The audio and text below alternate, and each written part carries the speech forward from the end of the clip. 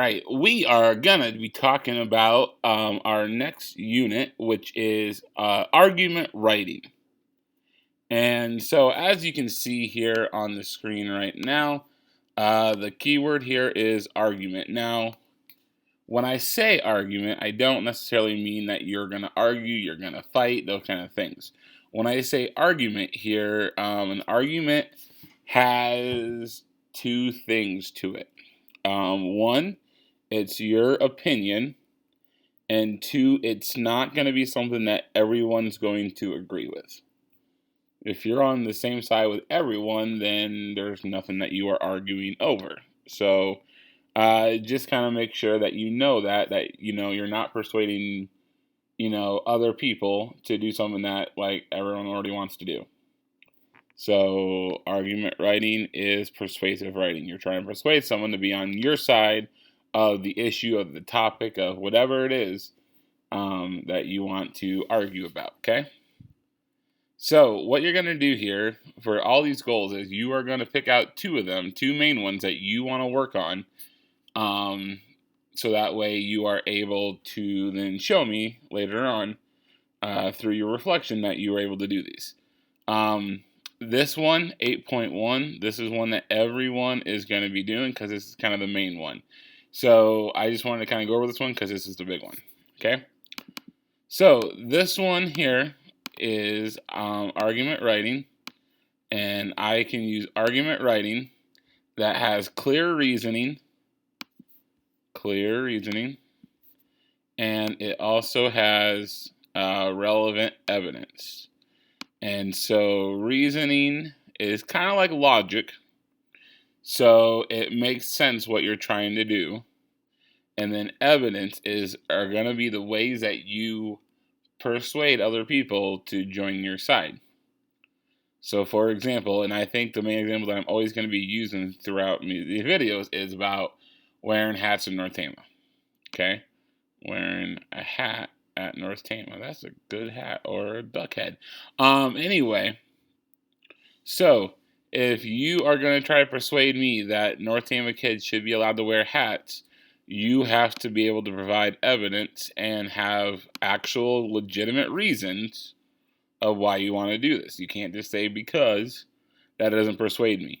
If you don't have any facts or evidence to back up why you need to do something, or why that needs to happen, or why you're right and other people are wrong, then that is kind of where this is going, okay? So this is kind of the main one. Let's kind of go through the rest of these and let's see what else we have here, okay? There we go. All right, so 8.1a here is I can make a claim and make sure that it is different than other people's opinions. So again, the main thing that is here that we're going to be talking about is the word claim. Okay? This is probably going to be the only place I'm going to say the word claim. The main one that people say, especially in writing, is your thesis statement. Okay? So whenever I say claim or thesis, those two things, for the most part, are going to be interchangeable for these things. If you are, thesis statement, this one is mostly used for writing.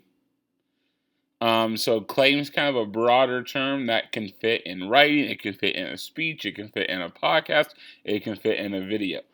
All those kind of things have a claim if they're trying to persuade you one way or the other. All those kind of things have a claim that they're trying to get across, okay? To make sure that it's different than other people's opinions, that just kind of makes sure that what you're saying is your own, and what you're saying is unique, and what you're saying can differ from other people. Again, if you are trying to persuade me, it better be about something that is important, okay?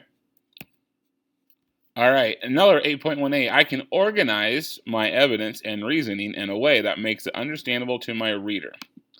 So this one here, the biggest part of it, and you're going to have a video over this here later on, I think it's video 3 or 4, I don't remember which one, is organizing your evidence in a way that makes it understandable.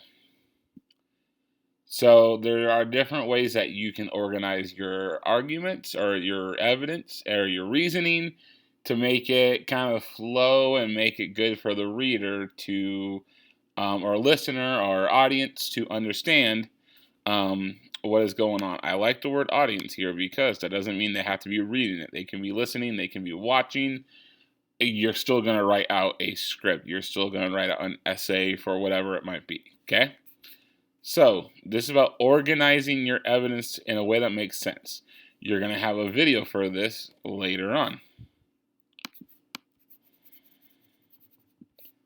All right. Next one here. My evidence used comes from credible and appropriate resources.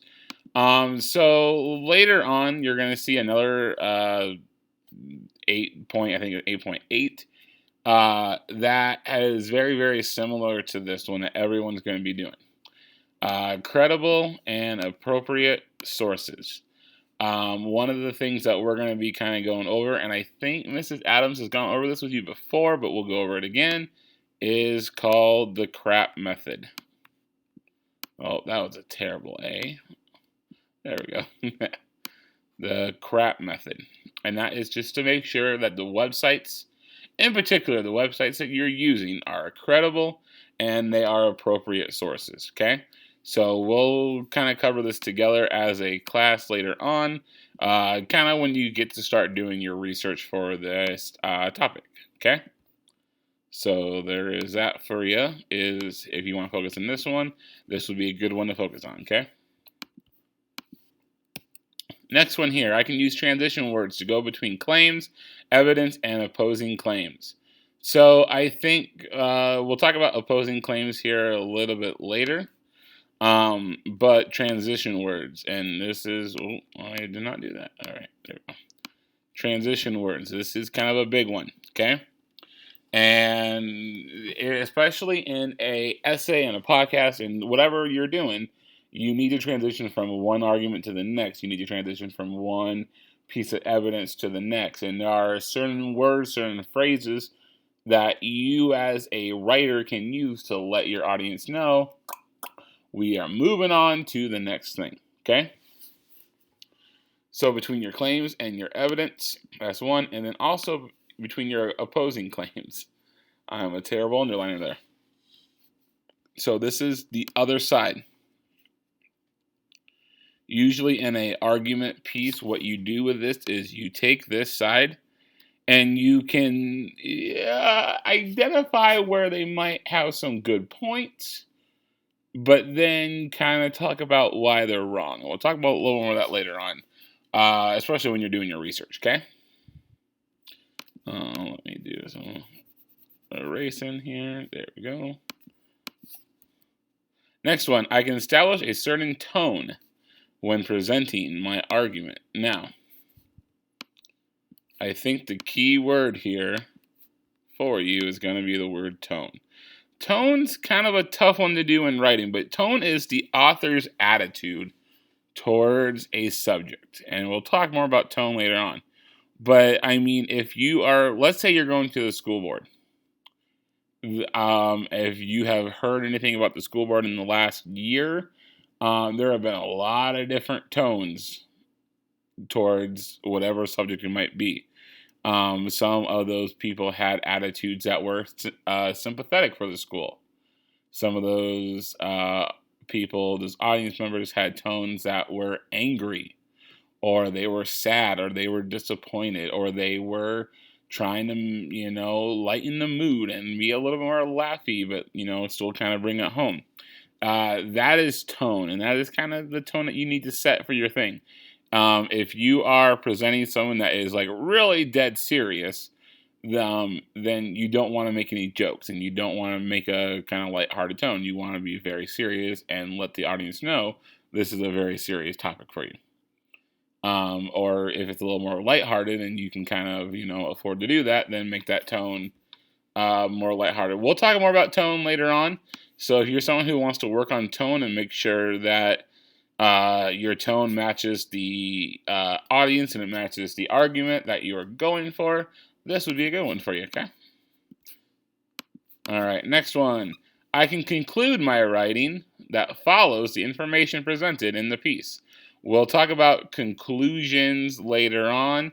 I have a whole video over introductions and conclusions, and so you'll be able to take some notes over that and call it good. Okay? So this one is concluding your writing. So if you're interested in learning or showing that you can do a conclusion, then this is going to be the one for you. Okay? And then finally, these are ones that everyone's going to do, okay? So you do not choose one of these three, okay? These are going to be ones that everyone's going to do. All right, let's start with the first one here. The first one here is about researching a topic and then finding more stuff to do research on. So if you start with one topic, you might have to divulge into another topic and stuff like that.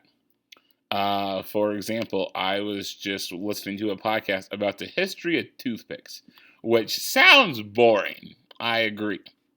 But it was really interesting. And one of the things that this guy, when doing research, was he found this quote about people sharing a fork and how that was uncivilized. And he was like, well, that's kind of a weird thing to talk about, and so we did a little bit of research on that and how that kind of tied into people using toothpicks and using each other's toothpicks and stuff like that.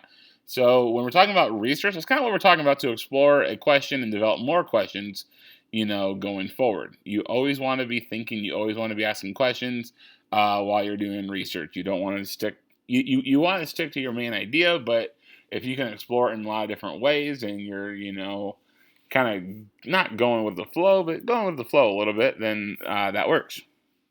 The next one here is I can determine if written or electronic information I find is reliable. So we're going to talk about reliability. We're going to talk about credibility. We're going to talk about crap.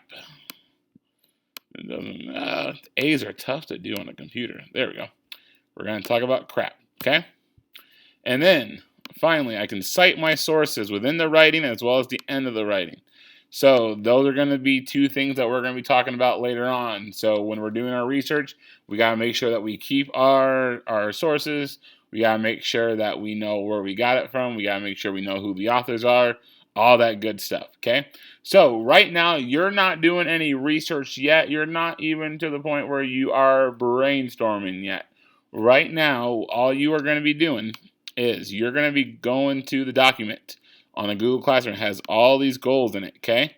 Remember, you cannot do this one. Do not do this one, okay? So you can go any of the other ones that are not the first one or these last three, and you're going to choose two of them that you're like, I want to focus on these when I'm writing. These are the ones that I want to make sure that I am doing, okay? When you're done with this, you can turn it in, and then you are going to video number 2. Okay, video number 2 is next. If you have any questions, let me know.